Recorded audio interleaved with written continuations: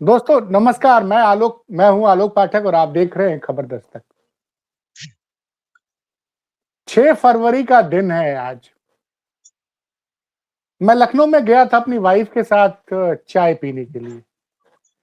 मैं क्रिकेट का प्रेमी हूं, मीडिया में दिलचस्पी रहती है। मेरी नजर थी वैभव सूर्यवंशी के परफॉर्मेंस पे, लेकिन मैं जहां जहां गया लोग मोबाइल पे बैटिंग देख रहे थे। अंडर 19 का वर्ल्ड कप, उसका लाइव टेलीकास्ट आ रहा है जियो हॉटस्टार पे। आपको मालूम है कितने लोग देख चुके हैं अब तक? 10 करोड़। मतलब इसकी कल्पना अंडर 19 वर्ल्ड कप जब आईसीसी करा रहा होगा तो सोचा नहीं था कि उसके फाइनल में 10 करोड़ लोग लाइव देख चुके होंगे। और मैच किसके बीच में? भारत और इंग्लैंड के बीच में। इंग्लैंड जिसने हमारे देश पे लगभग 200 सालों तक राज किया। जिस शख्स को मैं बहुत नापसंद करता था पहले, राजदीप सरदेसाई, उसने एक बात लिखी ट्विटर पे आज कि वैभव सूर्यवंशी ने पूरा लगान वसूल दिया इंग्लैंड से। आज ये 15 साल भी इस बच्चे की उम्र नहीं है। बिहार का रहने वाला ये लड़का गजब का क्रिकेट खेल रहा है पिछले 2-3 सालों से। पिछले साल आईपीएल में 35 गेंदों में सेंचुरी मारी थी और आज आईसीसी वर्ल्ड कप का अंडर 19 वर्ल्ड कप के फाइनल में इंग्लैंड के खिलाफ 80 बॉलों पर 175 रन की शानदार इनिंग खेल के वो लड़का गया है। और जब बात 175 की आती है वर्ल्ड कप में, तो जिस जिम्बाब्वे में ये टूर्नामेंट हो रहा है उसी से एक और 175 जुड़ा हुआ है। 1983 का वो दिन जिस दिन बीबीसी जिसके पास वर्ल्ड टेलीविजन का राइट था लाइव टेलीकास्ट का, वहां के बीबीसी के सारे कैमरामैन और रिपोर्टर ने स्ट्राइक कर दी थी। और उसी दिन जून 2 1983 में कपिल देव ने खेली थी 175 रन की पारी और आज वैभव सूर्यवंशी ने खेला। वैभव सूर्यवंशी मेरे साथ हैं हमारे बनारस के साथी पत्रकार क्रिकेट एक्सपर्ट अनिल सिंह जी। अनिल भाई, क्या क्रिकेट का दूसरा भगवान मिल गया भारत को? नहीं, देखिए अभी तो कहना बहुत जल्दबाजी है, लेकिन जो इस तरह का टेम्परामेंट और पोटेंशियल सूर्यवंशी ने दिखाया, वैभव ने दिखाया है, उससे लग रहा है कि भारत का भविष्य जो है सूर्यवंशी है, एक भारत के भविष्य है। और जिस तरह से उनका बल्ले का फ्लो है, जिस तरह का शॉट सिलेक्शन है, तो कहा जा सकता है कि एक और जो है बढ़िया प्लेयर भारत को मिलने जा रहा है। नहीं, तेंदुलकर से उनकी तुलना की जा रही है। तेंदुलकर ने 16 साल की उम्र में डेब्यू किया था भारत के लिए। वैभव 15 साल के भी होंगे अप्रैल के महीने में। जिस तरह से खेल रहे, मुझे लगता है तेंदुलकर से पहले उनको भारत की टीम में मौका मिल जाएगा। नहीं, तो अब तेंदुलकर अब तक 89 में जो है, जब उन्होंने डेब्यू किया था तो 15-16 साल के थे। और उस समय भारतीय टीम में इतने अच्छे बल्लेबाज और गेंदबाजों का पूल नहीं था जितना अभी है फिलहाल। जिस टाइप का पूल बना हुआ है, उस समय T20 नहीं होता था, तो इस वजह से जो है जो क्लास था वो सचिन तेंदुलकर का, अभी अगर क्लास के हिसाब से देखें, टेम्परामेंट के हिसाब से देखें, तो सचिन तेंदुलकर एक बेहतर बल्लेबाज थे। आप अभी धूम धड़ाका वाला क्रिकेट है तो वैभव सूर्यवंशी को आप बेहतर कह सकते हैं, लेकिन जहां 5 दिनी मुकाबला और वनडे खेलने वाली बात होगी तो पहले टेम्परामेंट देखना पड़ेगा। अभी ठीक है, अच्छा खेल रहे हैं, अच्छा बैट फ्लो जा रहा है, और भारत में फिलहाल जो है जो बैटिंग और बॉलिंग पूल है वो बहुत मजबूत है। तो मुझे नहीं लगता कि इतनी जल्दी भारत के लिए मौका पा रहे वैभव सूर्यवंशी, लेकिन ये है कि लगातार दरवाजा खटखटा रहे हैं और देर सवेर उनको मौका मिलना है। देखिए अनिल भाई, देखिए जब हम बिहार की बात करते हैं तो बिहार माना जाता है कि बहुत पिछड़ा हुआ राज्य है। ये ठीक है कि बिहार के लोग आईएएस, पीसीएस, आईपीएस बहुत बनते हैं। अखिल भारतीय सेवाओं में बिहार का वर्चस्व है, लेकिन खेल में बिहार से अगर हम बात करें हाल के सालों में, तो अगर ईशान किशन को हटा दें, पूर्व में सबा करीम को बिहार या का मानेंगे या झारखंड का मानेंगे, या सुब्रत बनर्जी वगैरह हुआ करते थे, जो कि जमशेदपुर से हुआ करते थे, जो पुराना बिहार झारखंड एक हुआ करता था। तो बिहार से ऐसी क्रिकेट की प्रतिभा निकलना, धोनी नो डाउट एक धोनी तो है ही है झारखंड के, लेकिन इस तरह की क्रिकेट प्रतिभा निकलना किसी ने सोचा नहीं था। नहीं, बिहार के साथ दिक्कत क्या है, एक तो बिहार में जो है खेल सुविधाएं बहुत ही खराब स्थिति में है। अगर स्टेडियम की बात की जाए तो पटना मोइनुल हक स्टेडियम को छोड़ दीजिए, और झारखंड जो 2001 में अलग हो गया था, तो जमशेदपुर और रांची को छोड़ दीजिए, तो इंफ्रास्ट्रक्चर का बिहार में बहुत कमी है। ऐसा नहीं है कि बिहार में पोटेंशियल कम है, बिहार में दिक्कत ये थी कि लंबे समय तक बिहार क्रिकेट बोर्ड जो है बैन था, आईसीसी से बीसीसीआई ने बैन कर रखा था, इसलिए बिहार की टीम लंबे समय तक नहीं खेली। लेकिन बिहार के खिलाड़ी आज अगर आप देखिए, बिहार का इंफ्रास्ट्रक्चर, आकाशदीप, मुकेश कुमार सब बिहार से बिलोंग करते हैं, और बंगाल से, बिहार से बिलोंग करते हैं, लेकिन बंगाल से खेल रहे हैं आज के समय में। तो ऐसा नहीं, बिहार में पोटेंशियल बहुत रहा है, वहां मौका नहीं मिला, वहां संसाधन नहीं है, वहां की सरकार और बिहार क्रिकेट बोर्ड का मंशा नहीं दिखती है। नहीं तो वैभव सूर्यवंशी से पहले आप अगर सोचिए कि अगर झारखंड अलग नहीं हुआ होता तो MS धोनी भी आपको नहीं मिलते, शायद नहीं मिलते। उसके अलावा भी बहुत से खिलाड़ी जो बिहार और यूपी के बॉर्डर के रहे हैं, लक्ष्मी रतन शुक्ला, सब बंगाल के लिए खेलते रहे हैं। तो ऐसा नहीं कि बिहार में खिलाड़ी नहीं है, बस बिहार में मौका नहीं बढ़िया मिलता है, संसाधन बढ़िया नहीं मिलता है, सरकार की मंशा बहुत खिलाड़ियों को लेकर नहीं रहती है। तो मैं ये नहीं कहता पोटेंशियल नहीं, बस ये है कि संसाधन आपके पास नहीं है। मोइनुल हक स्टेडियम एकमात्र है जिसकी आप दुर्दशा देख सकते हैं जाके पटना में। नहीं तो देखा था हम लोगों ने, बहुत बुरा हाल था अभी। और बड़ी बात आपने जो कही कि कई साल तक बिहार क्रिकेट एसोसिएशन को बैन कर रखा था, उसकी भी एक अलग कहानी थी। खैर वो झारखंड अलग हो गया। ईशान किशन भी मुझे लगता है कुछ दिनों तक झारखंड से खेले था, अगर मैं सही हूं तो। नहीं, मूलतः बिहार के ईशान किशन तो झारखंड से ही खेलते हैं। ईशान किशन ने अपनी शुरुआत भले छोटे, मतलब चाइल्डहुड में बिहार में प्रैक्टिस करते रहे, लेकिन उनके क्रिकेट करियर की शुरुआत झारखंड से ही हुई है। तो उनको हम बिहारी नहीं मान सकते हैं, क्रिकेटिंग टर्म में आप उनको बिहारी नहीं मान सकते। नहीं, वो बिलोंग बिहार से ही करते हैं, आप बिहारी नहीं मान सकते हैं। ये अलग वो है कि वो झारखंड से खेल रहे हैं, लेकिन मूलतः वो बिहारी ही है, मूलतः बिहारी है। लेकिन जिस तरह की इनिंग आज खेली, 15 छक्के 15 चौके, आप क्रिकेट को बहुत बारीकी से देखते हैं और खुद भी बहुत अच्छे प्लेयर हैं। तो मुझे नहीं लगता, जो आप बात कर रहे हैं तेंदुलकर की टेम्परामेंट, तेंदुलकर जिस टीम का हिस्सा थे उसमें दिलीप वेंगसरकर थे, मोहम्मद अजहरुद्दीन थे, संजय मांजरेकर थे। देखिए तब भी ऐसा नहीं था कि भारत की टीम में मौका मिलना इतना आसान नहीं था। अगर टेस्ट टीम की हम बात करें, ये ठीक है कि 1989 में गए थे उस सीरीज में तो संजय मांजरेकर और अजहरुद्दीन और श्रीकांत वगैरह अच्छा खेले, भारत को सीरीज ड्रॉ करके आई थी। नवजोत सिंह सिद्धू थे और उसमें एक मतलब कह सकते थे एक बच्चे की तरह उस टीम में इनको ट्रीट किया गया, और तेंदुलकर को काफी मौका भी दिया। शुरुआती दौर में तेंदुलकर को मौका मिला, वो हम न्यूजीलैंड गए, वहां पे उन्होंने 88 रन की पारी खेली और पहली सेंचुरी उन्होंने 8 टेस्ट मैच के बाद मारी थी ओल्ड ट्रैफर्ड में। तो आप अभी भी जैसे भारत की आप बात कर रहे हैं, उस वक्त T20 नहीं होता था, लेकिन वनडे में भी सचिन आते थे 5 डाउन 6 डाउन और छोटी मोटी और अच्छी पारी खेल के जाते थे। तो ये कहना मुझे नहीं लगता है कि जगह नहीं मिल सकती। अब देखिए ना, रोहित शर्मा ने संन्यास लिया, विराट कोहली ने संन्यास लिया, तो टीम तो आ गई ना। जैसे अभिषेक शर्मा है,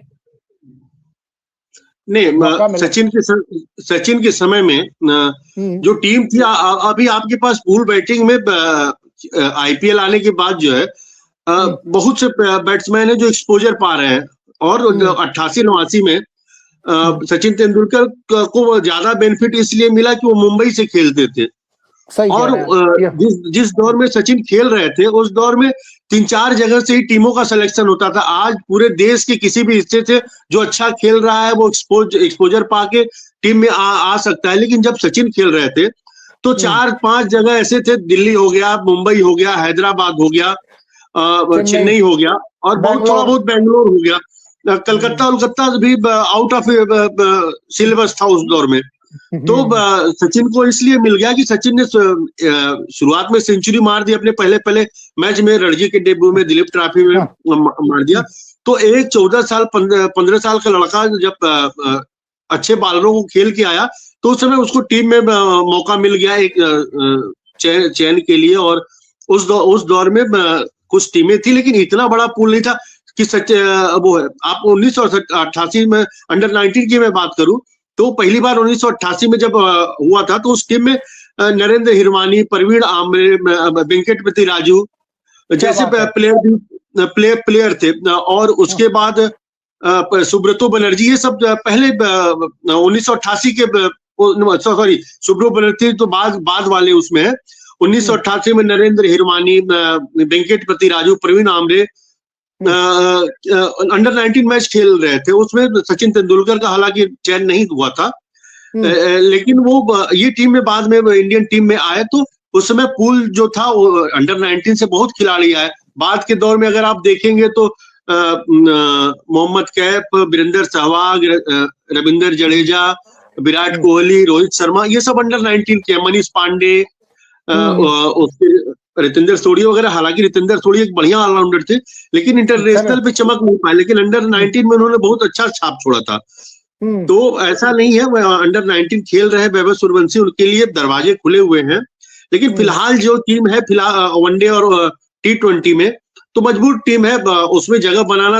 अब आप देखिए संजू सैमसन भी अंडर 19 के प्लेयर हैं, उनको मौका मिला लेकिन वो भी परफॉर्मेंस नहीं कर पाए। अभिषेक शर्मा अंडर 19 के प्लेयर हैं, शुभमन गिल अंडर 19 के प्लेयर हैं। तो ऐसा नहीं कि मतलब मौका नहीं मिलेगा, लेकिन अभी टीम जो है अभिषेक शर्मा, ईशान किशन और उसके बाद जो है तीसरे नंबर पे वर्मा, क्या नाम है, तिलक वर्मा, वो भी अंडर 19 के प्लेयर। तिलक वर्मा भी अंडर 19 खेल चुके हैं। तो ये प्लेयरों का वो है, तो मुझे लगता है मिलेगा साल 2 साल। अभी थोड़ा टीम सिलेक्शन का बोर्ड देखेगी, समझने देगी आईपीएल। अब आईपीएल में क्या प्रदर्शन करते हैं उस पर फिर डिपेंड करेगा कि वैभव सूर्यवंशी को कितना वो मिलता है। नहीं, अगर हम पिछले साल की बात करें, वैभव सूर्यवंशी ने 35 गेंद पे आईपीएल में सेंचुरी मारी थी और आईपीएल में तो वर्ल्ड क्लास बॉलर्स होते हैं। तो ये अब सवाल उठता है ना कि भारत में वर्ल्ड टूर्नामेंट एक टेम्परामेंट तो है अगले के पास, ये तो आप मानेंगे ना कि भले उसकी उम्र 14-15 साल है। इस ये ठीक है कि सचिन तेंदुलकर ने 14-15 साल की उम्र में इस तरह का अटैक नहीं फेस किया होगा जो आईपीएल में फेस किया है इस वैभव सूर्यवंशी ने, और सेंचुरी भी मारी है 35। नहीं, मैं ये बताऊंगा, जो तब का अटैक था वो ज्यादा डिफिकल्ट अटैक था। और अभी क्या है कि बेहतरीन पिच बनती है। और जब सचिन तेंदुलकर खेल रहे थे तो उस समय वसीम अकरम, वकार यूनिस जैसे नए लड़के जो है, तेज तरह लड़के आए थे, मैकग्रा, मैकडरमाट, तो जैसे तमाम फिर और इमरान खान जैसे प्लेयरों को खेला है सचिन ने। ठीक है, ये अच्छी बात है कि मतलब वैभव अच्छा खेल रहे हैं, अभी लगातार अच्छा परफॉर्मेंस किया। भी एशिया इमर्जिंग में उन्होंने 171 रन की पारी खेली थी। उसके अलावा अभी रणजी ट्रॉफी में भी, और सॉरी माफ करिएगा, दिलीप ट्रॉफी में सैकड़ा मार के आए हैं। तो ऐसा नहीं है कि बढ़िया नहीं खेल रहे, लेकिन थोड़ा सा हमें लग रहा है कि इंतजार उनको करना पड़ेगा। जो टीम भारतीय टीम अभी है उसमें कहीं जगह मुझे दिख नहीं रही है। नहीं, आपकी इस बात से तो मैं सहमत हूँ कि जिस वक्त सचिन आए तो उस वक्त दुनिया का जो पेस अटैक था, पूरी दुनिया की बात करें तो ऑस्ट्रेलिया के पास मैकडॉर्मट हुआ करते थे, मर्व्यूज हुआ करते थे। याद करिए जब सचिन ने सिडनी में डबल सेंचुरी मारी थी, उसके अलावा पर्थ के विकेट पर 114 रन मारे थे। मुश्किल से 21 साल की उम्र में रिचर्ड हेल्डी को उन्होंने फेस किया। पाकिस्तान गया तो पाकिस्तान का पेस अटैक तो लाजवाब था। एक तरफ से इमरान खान, वकार यूनुस, और उसके अलावा अकीब जावेद और वसीम अकरम, और दुनिया के जो सर्वश्रेष्ठ फास्ट बॉलर माने जाते हैं डेनिस लिली के बाद मैल्कम मार्शल को भी फेस किया, कर्टी ब्लेस को भी, जोएल गॉर्नर को। वो एक अलग बात थी, वो एक अलग दौर था। लेकिन अभी जो ये जो टीम है, और मैं हम लोग जब रिकॉर्ड कर रहे हैं तो इंग्लैंड तो गजब तरीके से चेस कर रहा है। ये लगता है कि कहीं आज चमत्कार ना हो जाए। नहीं, मुझे चमत्कार होता तो नहीं दिख रहा है, लेकिन हाँ, कमजोर टीम ने अगर फाइनल में पहुंची है, इंग्लैंड तो निश्चित रूप से टीम में मजबूत खिलाड़ी है, और इंग्लैंड की मतलब मैं देख रहा हूं कि अंडर 19 में जो रूट इंग्लैंड के लिए खेलने वाले केन विलियमसन, तो अंडर 19 के प्लेयर हर टीमों में ठीक ठाक। जब 2008 में विराट कोहली भारत के कप्तान थे तो केन विलियमसन जो है न्यूजीलैंड के कप्तान थे, फाइनल इन्हीं दोनों टीमों के बीच में हुआ था। तो ऐसा नहीं कि वो टीम को, इंग्लैंड की टीम कोई बहुत कमजोर होगी, ये पीछा कर रहे हैं, बट जितना स्कोर है वो देख दबाव लगातार बना हुआ है, और विकेट का भी पतन हो रहा है, तो दबाव 400 रन का दबाव है।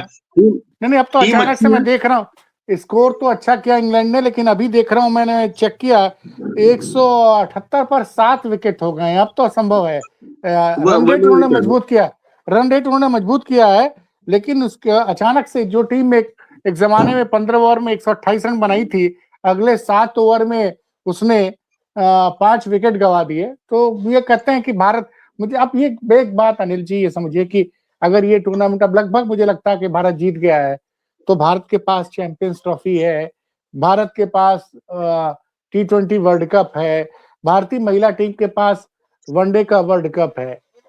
तो क्या यह भारत के क्रिकेट के गोल्डन एरा की शुरुआत हो गई वर्ल्ड बॉल क्रिकेट में? टेस्ट मैचेस में तो हम बिलो पार जा रहे हैं, इसमें तो कोई दो राय नहीं है, लेकिन क्या ये आप ये मानेंगे कि वनडे क्रिकेट और T20 में भारत की बादशाहत अब अगले कुछ सालों तक बरकरार रहेगी? नहीं, उसका मैं बिल्कुल मानूंगा कि गोल्डन एरा क्या मतलब एक अच्छा समय चल रहा है। मैं और इसके सबसे बड़ा रोल आईपीएल का है। आईपीएल ने जो मंच प्रदान किया, अभी रणजी ट्रॉफी और दिलीप ट्रॉफी से हम उतने अच्छे प्लेयर नहीं चूज कर पाते थे, अच्छे प्लेयर सेलेक्टर्स की नजरों में नहीं आ पाते थे, लेकिन जो है आईपीएल के मंच ने जो एक्सपोजर दिया है, तो भारत के लिए अच्छी बात है कि फटाफट क्रिकेट में एक से एक बड़े हिटर और मतलब जो बॉलरों पे चढ़ के बल्लेबाजी करने वाले बल्लेबाज हैं वो मिल रहे हैं।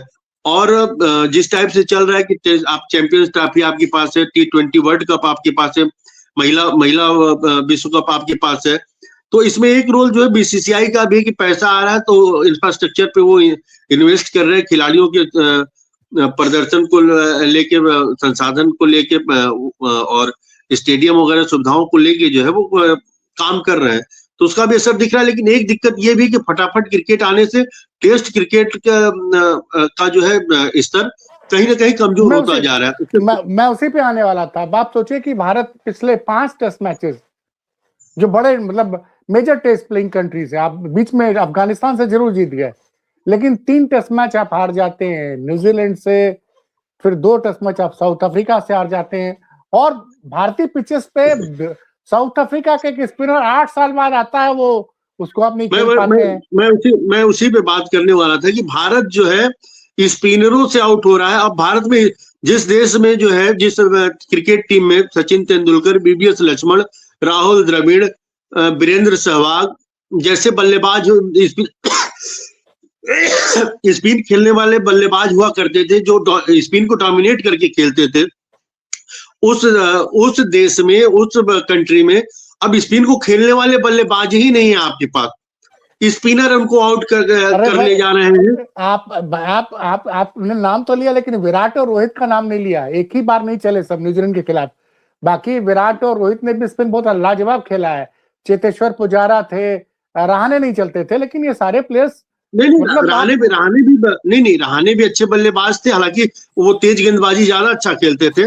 मैं रोहित शर्मा और वो थी, लेकिन अभी जो वर्तमान टीम है, मैं फिलहाल की बात, अब तो रोहित और विराट ने संन्यास ले लिया है, लेकिन जो वर्तमान टीम है, नए लड़के हैं, अब वो स्पिन नहीं खेल पा रहे। ये बड़ा मतलब सोचनीय विषय है, और कोच या टीम प्रबंधन मतलब स्पिन को लेके, स्पिन खेलने को लेके बहुत ज्यादा मुझे मेहनत करती नहीं दिख रही है।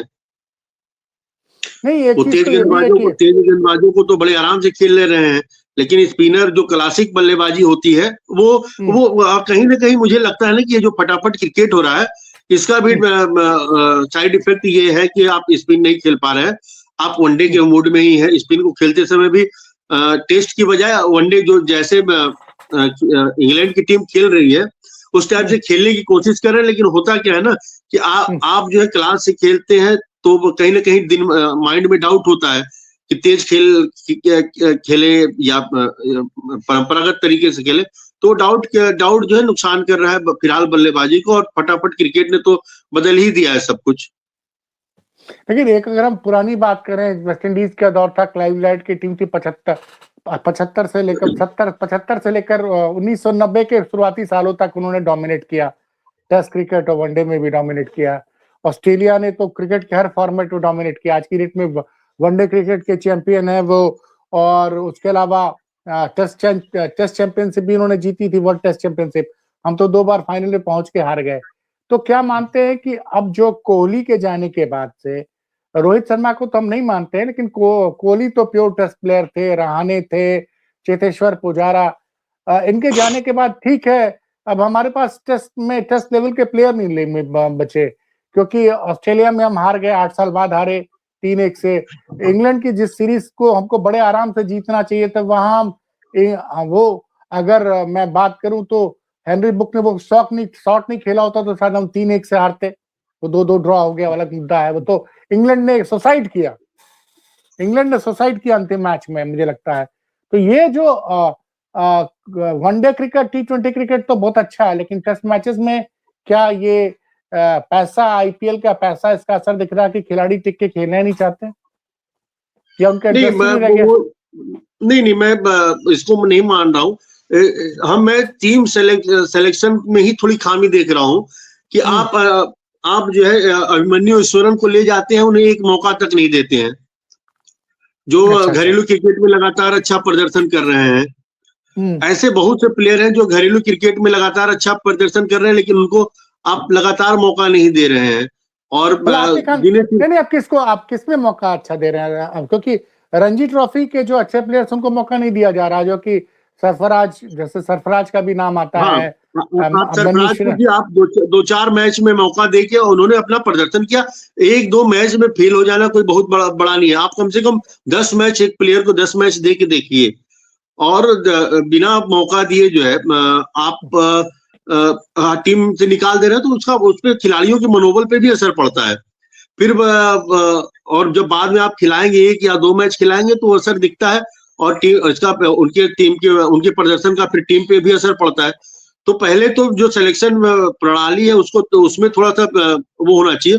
और मैं गौतम गंभीर पे भी बात करूंगा कि वो T20 के तो अच्छे कोच हैं, लेकिन वो टेस्ट क्रिकेट के टेम्परामेंट के हिसाब से उनकी कोचिंग प्रणाली नहीं है। तो हम तो इसमें भी वो है कि कम से कम दो कोच रखे ही जाने चाहिए टेस्ट के लिए। लक्ष्मण सचिन तेंदुलकर, सॉरी माफ करिएगा, राहुल द्रविड़, लक्ष्मण जैसे कोच रहे तो टीम परफॉर्मेंस करती है, क्योंकि वो अपने टेम्परामेंट को और माहौल को बना के रखते हैं। अच्छा, अभी चूंकि बातचीत हो ही रही है, हर्षित राणा को भी चोट लग गई है, क्या अब लोग कह रहे हैं कि इनका रिप्लेसमेंट कौन होना चाहिए? मैं अभी सुन रहा था क्रिकेट एक्सपर्ट्स को जब फाइनल की कमेंट्री कर रहे हैं, तो उसमें एक नाम तो मेरे दिमाग में भी था, उन लोगों ने लिया, आकाश चोपड़ा ने नाम लिया, लॉर्ड शार्दुल का और दीपक चहर। क्या ऑलराउंडर कोई है जो हर्षित राणा को रिप्लेस कर सकता है T20 वर्ल्ड कप में जिनको चोट लग गई? ऑलराउंडर के तौर पे देखें तो हर्षित राणा भी ऑलराउंडर तो नहीं है, ठीक है, एक ऐसा गेंदबाज है जो थोड़ी बल्लेबाजी कर लेते हैं। अब आप जो है उनकी जगह एक गेंदबाज, एक अच्छे गेंदबाज लाइए, क्योंकि आपके पास ऑलराउंडर बहुत ऑलराउंडर है, और टोटल ऑलराउंडर टीम में रहेंगे तो फिर हर बार ऑलराउंडर वो प्रदर्शन नहीं कर पाएंगे जो विशेषज्ञ गेंदबाज कर पाएगा। तो मुझे लगता है ऊपर से लेके अक्षर पटेल और सारे वो है, थोड़ी बहुत बॉलिंग जो है क्या नाम है, दुबे भी कर लेते हैं, शिवम दुबे भी कर लेते हैं। तो अगर लाना है तो कोई उस टाइप का गेंदबाज लेके आइए। ये तो ऑलराउंडर के रूप में तो नीतीश रेड्डी भी है, लेकिन वो तेजी नहीं है उनके गेंदों में, तो कोई मतलब नहीं बनता है। और मुझे लगता है कि विशुद्ध गेंदबाज उनकी जगह लाना चाहिए। तो आपके हिसाब से कौन हो सकता है रिप्लेसमेंट? हाँ, दीपक चहर भी अच्छे हैं, लेकिन वो थोड़ी सी डेथ ओवरों में दीपक चहर मुझे लगता है कि ज्यादा बेस्ट होंगे हर्षित राणा की जगह। दीपक का उसके अलावा अंशुल कंबोज ने भी ठीक ठाक खेला है, जो नए उसमें है। नहीं, आकाशदीप में क्या बुराई है? हाँ, आकाशदीप भी ठीक है। हाँ, आकाशदीप भी बल्लेबाजी कर लेते बिल्कुल। हाँ, वो ज्यादा बेहतर होंगे हमारी समझ से कि आकाशदीप जो है हर्षित राणा को रिप्लेस कर सकते हैं। क्योंकि इंग्लैंड में जो हमने चश्मा जीता था वो तो आकाशदीप की बदौलत जीता था। हाँ, आकाशदीप बिल्कुल। हाँ, बैटिंग भी कर लेते हैं। अगर थोड़ा सा उनको सपोर्ट कर दिया जाए, थोड़ी उस पर ध्यान दिया जाए तो बैटिंग कर सकते हैं। जो ऐसा गेंदबाज जो बैटिंग कर सकता है निचले तो क्रम में, तो चलिए, मुझे लगता है अच्छा रहेगा ये। ठीक है। अब मुझे वनडे जब हम ये मैच अब रिकॉर्डिंग कर रहे हैं तब तक लग रहा है कि इंग्लैंड की टीम के लिए अब ये चेस कर पाना बहुत मुश्किल है। 194 रन पे। नहीं, मुश्किल तो तभी हो गया था जब स्कोर बोर्ड पे 400 प्लस का, क्योंकि एक कितनी भी अच्छी टीम हो, एक रन चेज का जो दबाव होता है ना, वो रहता है। आपको उस हिसाब से चलना होता है। आपके दिमाग में रन रेट रहता है, आपके दिमाग में विकेट रहता है, आपके दिमाग में जो है स्कोर रहता है। तो कितनी भी अच्छी टीम, अगर 400 का चेज करना है तो मुझे लगता है कि वो मुश्किल होता है। असंभव तो नहीं कर सकते, लेकिन मुश्किल तो होता ही है, क्योंकि विकेट का भी दबाव होता है। अगर एक आध विकेट गिर गया तो जो है, और कभी कभी अच्छी पार्टनरशिप के बाद भी जो है बीच में जब विकेट मतलब एक साथ गिर जाते हैं तो दिक्कत होती है। अच्छा, एक बात बताइए, भारत तो मान लीजिए T20 में फिलहाल बहुत अच्छे फॉर्म में चल रहा है, लेकिन और कौन कौन सी टीम है जो कि आपके हिसाब से सेमीफाइनल में पहुंच सकता है T20 वर्ल्ड कप में? देखिए, साउथ अफ्रीका की टीम भी अच्छी है। ऑस्ट्रेलिया थोड़ा सा उनका पेस अटैक भले कमजोर है, लेकिन बैट्समैन उनके पास है। इंग्लैंड की टीम आज हेजलवुड को भी चोट लगी, वो भी बाहर हो गए। पैट कमिंस भी बाहर है। ये ऑस्ट्रेलिया के लिए तो भाई खैर उनके पास रिप्लेसमेंट जबरदस्त, फिर तो दिक्कत है। लेकिन मुझे लगता है इंग्लैंड या न्यूजीलैंड की टीम जो है अच्छी टीम है और सेमीफाइनल में जानी चाहिए। साउथ अफ्रीका की टीम भी बैलेंस टीम है। तो जिस तरीके से उन्होंने अभ्यास मैच में खेला है, तो मुझे लगता है ठीक टीम है। तो चार फाइनल में भारत जिस तरीके से खेल रहा है फिलहाल, तो भारत की स्थिति तो मजबूत है। लेकिन अब देखना पड़ेगा, क्योंकि मैच टू मैच प्रदर्शन आप बहुत ज्यादा टीम अच्छी होने के बाद ही आप प्रिडिक्ट नहीं कर सकते कि कौन किस दिन क्या हो जाएगा। तो क्रिकेट का खेल जो दिन विशेष का खेल होता है, तो जिस दिन जिस टीम के लक चला वो जीतेगी। हालांकि आप वेस्ट इंडीज को भी हल्के में नहीं ले सकते, लेकिन वो वेस्ट इंडीज जो पुरानी दौर वाली वेस्ट इंडीज रही है कि उसका अटैक जो पेस अटैक है वो कमजोर है थोड़ा। और एक गड़बड़ी वेस्ट इंडीज में जो सबसे बड़ी है कि हार्ड हिटर तो सब है, कोई टिक के अगर विकेट गिर गया तो टिक के खेलने वाला कोई नहीं है। तो कुछ टीमों में ये दिक्कत है। और भारत के साथ है कि ऑलराउंडर जो नीचे तक है, तो 20 ओवर में जो है मारने पीटने के वाले खिलाड़ी हैं, तो खेल सकते हैं। और जैसे कि पिछले एशिया कप के फाइनल में जो है वर्मा, क्या नाम, तिलक वर्मा, मैं भूल जा रहा हूँ। तिलक वर्मा ने जिस तरह का टेम्परामेंट दिखाया था, तो वो भारत के लिए अच्छी बात है कि उस टाइप के भी प्लेयर है जो तेज भी खेल सकते हैं और जरूरत पड़ने पे तो स्टेबिलिटी भी दे सकते हैं, एक छोर पकड़ के भी रख सकते हैं। तो भारत तो फेवरेट टीम है, लेकिन न्यूजीलैंड, इंग्लैंड और साउथ अफ्रीका भी हमें लगता है कि मजबूत टीमें हैं। ऑस्ट्रेलिया को भी हम सबके बावजूद ऑस्ट्रेलिया को हम कमजोर या हल्के में नहीं आंक सकते हैं, क्योंकि उनकी टीम में ऑलराउंडर भी हैं और टीम मतलब अटैक पेस अटैक भी उनकी मतलब हेजलवुड और स्टार के संन्यास के बाद और क्या नाम है कमिंस की चोट के बावजूद उनकी टीम में पेसर है, अच्छे पेसर हैं। एक टीम को आप का मैं जरूर जिक्र करना चाहूंगा, अफगानिस्तान को आप अंडर एस्टिमेट नहीं कर सकते हैं। नहीं, अंडर एस्टिमेट मैं नहीं कर रहा हूँ। मैं अंडर एस्टिमेट इसलिए नहीं कर रहा हूँ कि मैं अंडर एस्टिमेट बिल्कुल नहीं कर रहा हूँ। और श्रीलंका को भी मैं अंडर एस्टिमेट किसी को नहीं कर रहा हूँ। मैं चार टीम जो मजबूत है, मतलब जो टेस्ट प्लेयर, नेशन प्लेयर है, सब टीमें मजबूत है।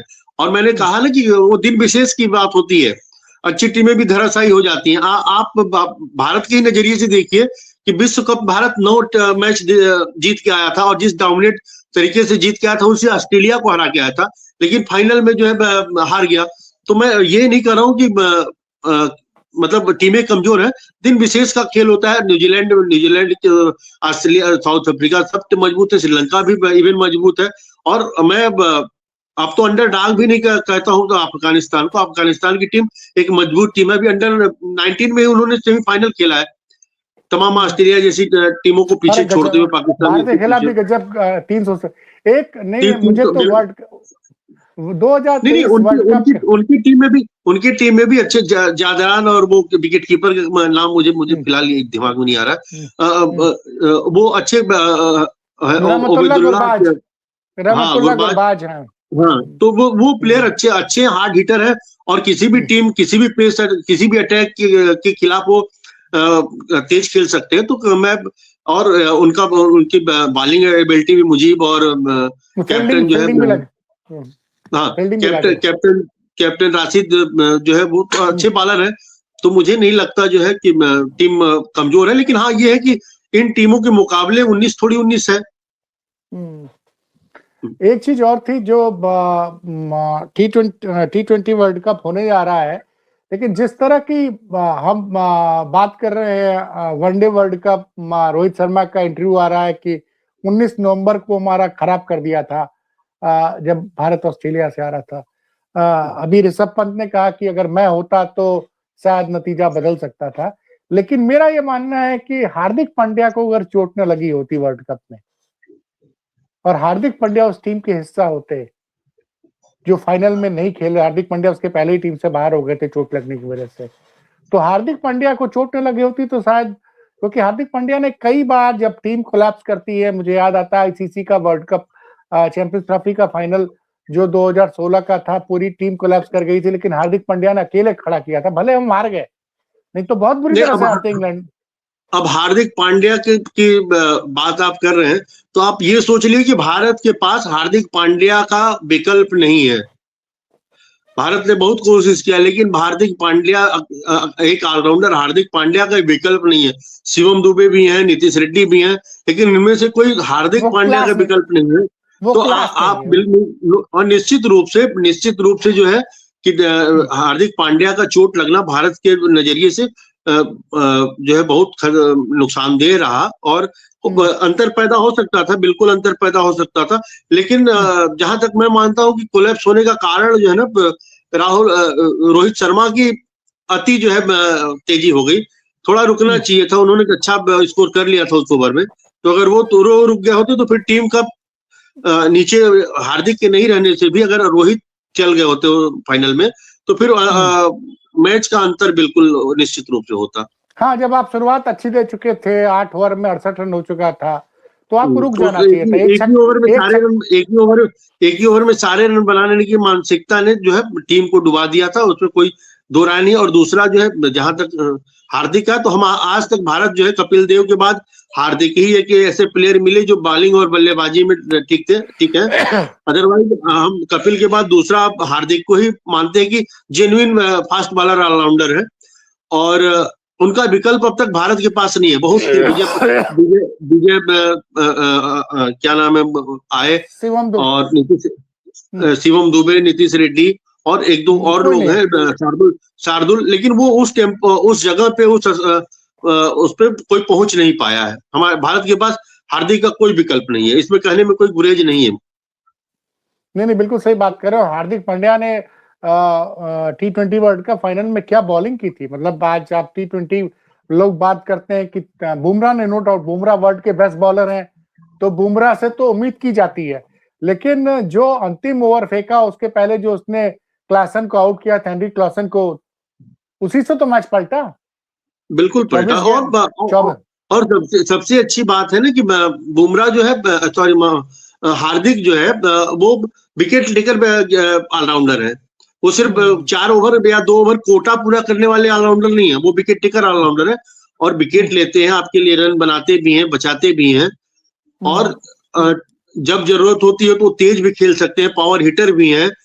तो जो हार्दिक की स्थिति है, जो जगह है, जो वो है, वो भारत में फिलहाल उनका विकल्प कोई नहीं है। तो मैं सीधा कह रहा हूँ। मैं तो आप बिल्कुल सही कह रहे हैं, क्योंकि पावर हिटर कपिल देव की तरह है भाई। जिस तरह कपिल देव जब चाहते थे एक एक ओवर में 4-4 छक्के मार दिया करते थे और 175 तो कोई भूल ही नहीं सकता। नहीं बिल्कुल 175 वो और ना 1983 का विश्व कप लाने का श्रेय अगर है तो उस 175 रन को ही है। आप जहां 17 रन पे 5 विकेट टीम का गिर गया हो, वहां 260-65 रन बना ले जाना, और मतलब दूसरा टॉप स्कोरर 25-26 रन था सैयद किरमानी का। तो आप सोचिए कि एक तरफा मैच वो कपिल वहीं से टेम्परामेंट भारतीय टीम ने भी को लगा कि हम जीत सकते हैं, और कपिल उसके बाद भी मतलब और पूरी टीम, हालांकि पूरी टीम थोड़ा थोड़ा सहयोग सबका रहा, लेकिन उस 175 ने जो इतिहास रचा वो 1983 का वर्ल्ड कप उस 175 रन की ही देन है। लेकिन हम लोग का दुर्भाग्य है कि वो उसकी रिकॉर्डिंग नहीं है, हम उस खेल को नहीं देख पाते हैं। लेकिन मैंने तो रेडियो पे सुना था, आप तो छोटे रहे होंगे, मैंने तो पूरा मैच रेडियो पे सुना था, इसलिए मुझे एक एक चीज याद आती है। दूसरा एक चीज और भी थी कि फाइनल की अगर आप बात करते हैं तो फाइनल में भी विव रिचर्ड्स का वो असंभव कैच, बिल्कुल भाग के पीछे भागते हुए कैच लेना, बिल्कुल वो टर्निंग पॉइंट था। तो जो गलती विव रिचर्ड्स ने 1983 में की थी, वही गलती रोहित शर्मा ने 2023 में की थी। जैसे विव रिचर्ड्स चाह रहे थे कि 10 ओवर में मैच खत्म करना चाह रहे थे। बिल्कुल। अब क्रिकेट है ना, क्रिकेट को आप बिल्कुल हल्के में नहीं ले सकते हैं। खेल का महत्व समझते हुए खेलना चाहिए। तो आप बिल्कुल जो है, जब खेल को सम्मान देंगे तब खेल आपको सम्मान देता है। अब ठीक, लेकिन ये भी है कि क्रिकेट है, एक दिन का गेम है, कोई बल्लेबाज एक दिन 264 रन बना देता है, किसी दिन पहले गेंद पे 0 पे भी आउट हो जाता है। तो क्रिकेट में कुछ वर्ल्ड कप के फाइनल में आप रोज रोज नहीं पहुंचते हैं ना। हाँ ये नहीं, लेकिन इधर मुझे लग रहा है कि वनडे और T20 विश्व कप के फाइनल में पहुंचने की भारत की आदत बनती जा रही है। जैसे ऑस्ट्रेलिया का दबदबा 87 के बाद जो है लंबे समय तक रहा, 2007, 8, 9, 10, 12, 13, 14 तक रहा। तो उस तरह से भारत का वो डोमिनेंट समय चल रहा है, मतलब वनडे और उसमें।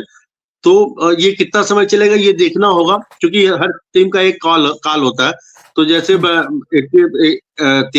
87 के पहले तक जो है वेस्ट इंडीज का दौर था, उसके बाद जो है ऑस्ट्रेलिया का दौर शुरू हुआ, फिलहाल भारत का दौर चल रहा है। तो देखते हैं, तो यही भारत जो है पाकिस्तान से कितना हार जाती थी मैच, अगर विश्व कप से छोड़ दें, लगातार मारते थे मतलब। लेकिन वो पाकिस्तान से हार के पीछे कई सारे फैक्टर्स भी हुआ करते थे। आपको याद होगा ये गेंद रिवर्स स्विंग कैसे होती थी, अचानक से गेंद रिवर्स स्विंग करती उस पे, और क्या यूज होता था उस दौरान। आईसीसी इतना मजबूत नहीं था जब जिस दौर की आप बात कर रहे हैं। हाँ, ब्रॉडकास्टिंग में भी इतना अपग्रेडेशन नहीं था, तो चीजें पकड़ में भी नहीं आती थी, वो तो बिल्कुल सही बात है। लेकिन मतलब उस समय उनकी बल्लेबाजी भी अच्छी थी। अब की पाकिस्तान की टीम और तब की पाकिस्तान की टीमों में अंतर है। जावेद मियांदाद, इमरान खान, रमीज राजा, सलीम मलिक, मतलब अच्छे बैट्समैन हुआ करते थे। इंजमामुल हक, वो क्या नाम है, उनके पास ऑलराउंडर भी अच्छे थे। हाँ, अब्दुल रज्जाक, महमूद, रज्जाक तो नो डाउट कि रज्जाक मैं हार्दिक अगर तुलना किसी से करूं तो अब्दुल रज्जाक से ही किया जा सकता है। पाकिस्तान। चलिए अनिल जी, आपने बढ़िया जानकारी दी, और हम उम्मीद करेंगे कि हम और Anil ji T20 world cup के दौरान ज्यादा से ज्यादा हर रोज एक प्रोग्राम करें क्रिकेट पे, क्योंकि अनिल जी क्रिकेट के अच्छे जानकार हैं। अनिल जी बहुत बहुत धन्यवाद।